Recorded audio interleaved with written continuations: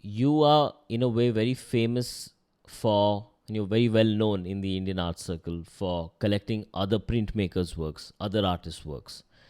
And somewhere a huge number of younger artists kind of look up to you, because I still remember when I was in college, they used to be like, Waswo bought my artworks. And these are the artists who essentially did not have galleries and who are not represented by galleries, but you are. In a way, is that because you kind of empathize with the Indian artist's dilemma of not being represented, or or is it just simply because Well, you like the artworks and you get them cheap? It's just, I'm putting it out there in a very blunt way. I love printmaking, and I always did love printmaking because for years in the US, I'm a working class boy. So for years in the US, I worked in a screen printing shop running a screen printing machine. Oh wow. We were not printing art, we were printing printed circuitry, Yeah. the sort of circuitry that goes on microwave ovens and things like that, Not running communist, a UV print machine. not communist posters and propaganda posters. Not Because communist posters.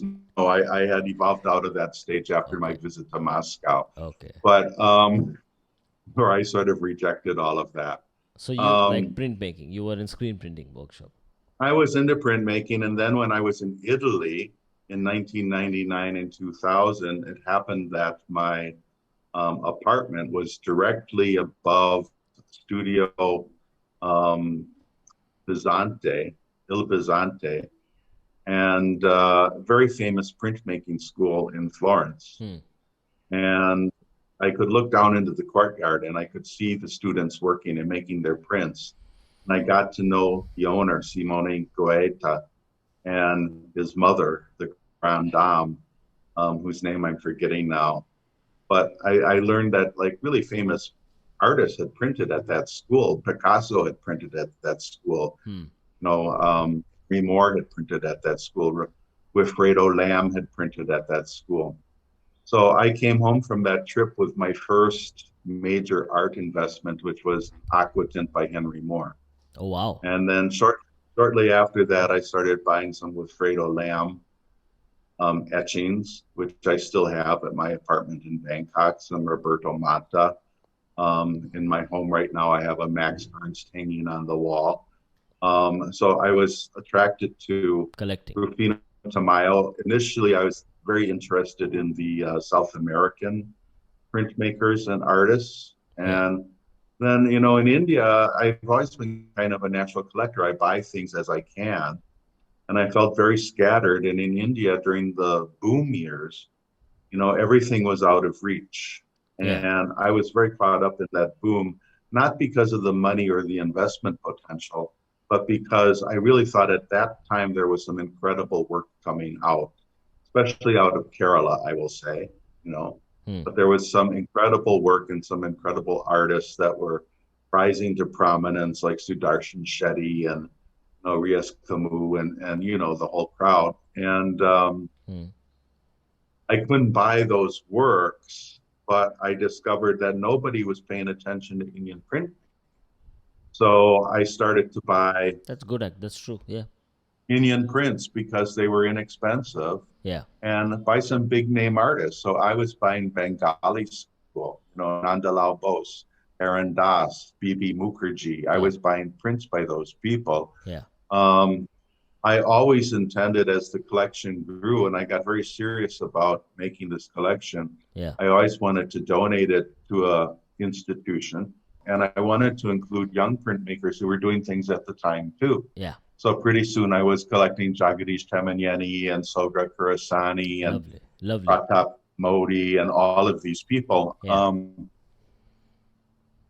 I think for me it was a way of giving back because in spite of my maruking, which I'm doing, but you're kind of eliciting this out of me in this interview. Um, Yeah. I, uh, I felt India had been very good to me. Yeah. India had allowed me to move here and stay for a long time, relatively hassle free at the time. Yeah. I wasn't fearful of being kicked out. I was slowly becoming more and more accepted by the India art scene. Yeah. Um, started to have some of my first exhibitions, and I wanted to like give back in some way. So that print collection for me was a giving back. Yeah, it helped quite a And few it people. cost me a lot of money. Yeah, And I'm you sure. know, people don't realize this, but I'll say it. But when I came to India, I had this much money, and now I have just a little over half of what I had when I. Yeah, because you bought so much art, man. So no, I mean, I came to India, you know, with X amount of money and felt rather flush actually. And after creating that collection of printmaking, Yeah, which was not a cheap endeavor, I really have, you know, barely more than half of what I came with. So, you know, some people imagine that I'm here and I've like exploiting the country and I'm making a lot of money here. I'm really not. I'm kind of barely hanging in. And that's always been my attitude towards art. As yeah, long as I make enough money that I can keep going. I yeah, just want to make enough money that I can keep going because I really love making art and yeah, I don't want that to stop.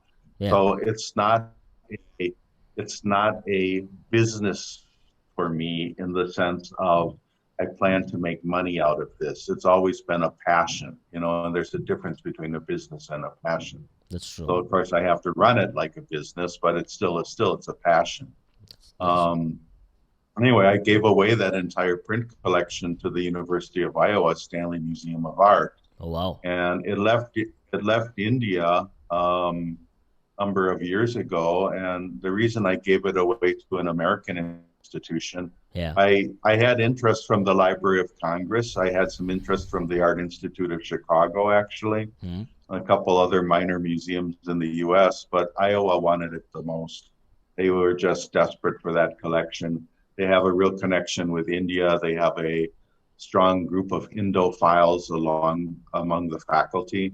Yeah. And they actually flew me to Iowa City and they had me give a talk on Indian printmaking that lasted 2 hours Yeah. and filled up the room with about 300 people. There was so much interest Nice. in the collection. That's why I decided to give it to them because they were the ones who had I always go with the enthusiasm, you know, That's and true. when I work with people too, it's like I want to go with people who are enthusiastic Yeah. and have a passion to do something, Yeah. you know? Yeah. So Cool.